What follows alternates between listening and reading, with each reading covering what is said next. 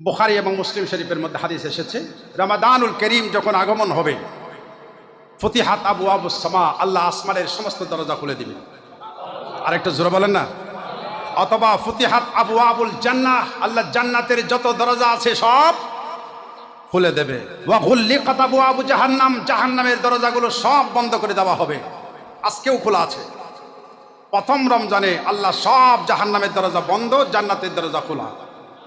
কিন্তু আজকে পর্যন্ত জান্নাতের সব দরজা খোলা নাই, একটা দরজা খোলা। আর তার মধ্যে কয়টি খোলা? আর জোরে বলেন কয়টা? এইটার নাম হলো বাবু তাওবা। জান্নাতের একটা দরজা আছে বাবু তাওবা, গেটের মধ্যে লেখা আছে। আপনি মক্কা শরীফ যাবেন, বিভিন্ন গেটের নাম আছে, বাবু ফাহাদ, বাবু আব্দুল আজিজ, বাবু ফাহাদ গেট, আব্দুল আজিজ গেট, এভাবে এক একটা গেটের নাম লেখা আছে। মদিনা শরীফে বাবু সালাম, এভাবে এক একটা গেট লেখা আছে।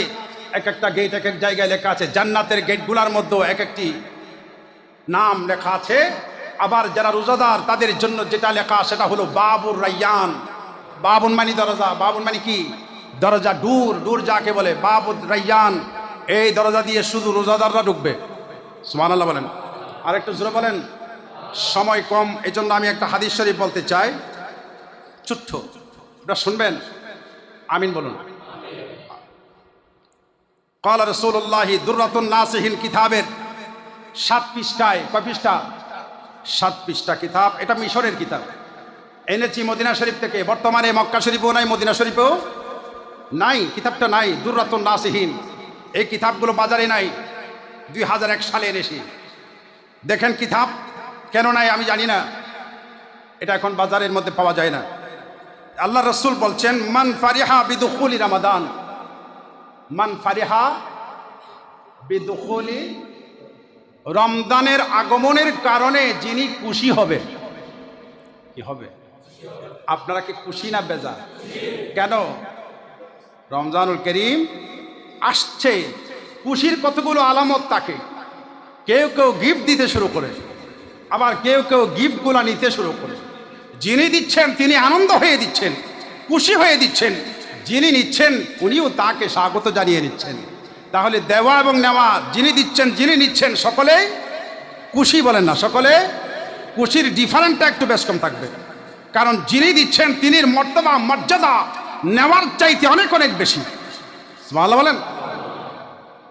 এটা বোঝাচ্ছে এই জন্য মান ফারিহা, এখানে হচ্ছে যিনি আনন্দ করছে, আনন্দিত হবে। রমাদানের আগমনের কারণে রমজান এখনো আসে নাই যে আসছে আমি খুশি। কারণ আমার আগে, রমজানুল করিম আসার আগে অনেকে কবরে চলে গেছে। আজকেও যাবে, কালকেও যাবে, পরশুদিনও যাবে। তো আমি এটা বলছি, আল্লাহ রসুল কি বলছেন? যারা রমাদানের আগমনের কারণে খুশি হয়েছে, আনন্দিত, হারামাল্লাহু জাসাদাহু আলান নিরান, রোজা এখনো রাখেননি, শুধু খুশি হয়েছে। খুশি হওয়ার মধ্যে কি নিয়ামত! আল্লাহ রসুল বলছেন, হারামাল্লাহু, আল্লাহ তার শরীরকে জাহান্নামের জন্য হারাম করে দিয়েছে। রোজা রাখার কারণে না খুশি হওয়ার কারণে? একটু কথা বলবেন। রোজা রাখার কারণে না খুশি হওয়ার কারণে? আমরা হাদিসে পাক থেকে দেখতে পাচ্ছি, রোজা আগমনের খুশি হওয়ার কারণে আল্লাহ তাকে জাহান্নামের আগুন থেকে কি করছে? মুক্ত করছে। আল্লাহ আমাদেরকে বোঝার তৌফিক দিন এবং আনন্দিত, সত্যিকার আনন্দিত হওয়ার তৌফিক দান করুন। আরে রিজিকে যা আছে, ইফতার সেটা দিয়ে হবে, সাহারি সেটা দিয়ে হবে। মৌলা তুমি একটু দয়া করো, এটাই হবে ইমানদারের চাওয়া কামনা। যাই আসে এটা দিয়ে ইফতার হবে। যেমন মদিনা শরীফে, মক্কা শরীফে আমরা যারা গিয়েছি, যারা যায়, আমরা বিকাল বেলায় নাস্তা করি না।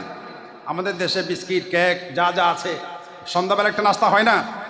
আমরা মদিনা শরীফে বসে থাকি বা মক্কা শরীফে বসে থাকি, সামনে কেউ যদি একটা খাজুর নিয়ে আসে, ওই খেজুরটাই নাস্তা। সন্ধ্যাবেলায় নাস্তা হয় না, কারণ যত খাবেন তত হাজত ধরবে, তত ওয়াশরুমে যাইতে হবে। এই জন্য খাবার পরিমাণ কমায়া দিতে হবে, যাতে ইবাদতের পরিমাণ বেশি হয়। সুবহানাল্লাহ বলেন। আল্লাহ পাক বুঝার তৌফিক দিন। ইমামে আজম কিতাবের মধ্যে লিখতেছে 30 বছর রোজা রেখেছেন। এখানে আমার কোনো মুরব্বী বলবে, হুজুর এটা কি তা কইলেন? আমি তো 60 বছর রোজা রাখছি। আমি ওই রোজার কথা বলি নাই। ইমামে আজম বলছেন, রমজানের রোজা না, পুরা বছর, 5 দিন ছাড়া পুরা বছর 30 বছর রোজা রেখেছে। আমি এই জন্যই বলছি, ইমামে আজমের উরুস মোবারক এই মাসে, এই জন্য শ্রেষ্ঠ একটা কথা বলতেছি। কয়টা রোজা? 30 বছর তিনি লাগাতার রোজা রেখেছেন। 40 বছর এশারের অজু দিয়ে ফজরের নামাজ পড়েছেন। একটু জোরে। রমাদানুল করিম এসেছে, দিনে একটা রাত্রে একটা খতম, কোরআনের খতম দিনে একটা রাত্রে একটা, 30 দিনে 60টা খতম। ইমামে আজম একবার রমজানে তিনি উমরায় গেলেন। রমজানে উমরা কেন যায় জানেন? এরা হাদিস শরীফ শুনেছে, কারণ রমাদানে একটা উমরা করতে পারলে একটা হজের সওয়াব। ইমামে আজম একবার সেখানে চলে গেলেন, পুরা রমজান সেখানে ছিলেন, তিনি 120টা উমরা করেছেন। একটা জোরে বলেন না। আমি যখন প্রথম গিয়েছি ডেলি 2টা করে উমরা করেছি, ডেলি 2টা, 2001 সালে। তখন তো শক্তি একটু এখনের চেয়ে বেশি না। ডেলি 2টা উমরা, সকাল সন্ধ্যা সকাল সন্ধ্যা। আমাকে বলতেছে, হুজুর যে হারে উমরা শুরু করছেন আপনি হজ করতে পারবেন না, কষ্ট হবে। তা আমি শেষে থামিয়ে দিলাম, বুঝতে পারলাম কথাটা ঠিকই বলেছে, কারণ আমার টার্গেট কিন্তু উমরা না, আমার টার্গেট তো হজ। কথা বলেন।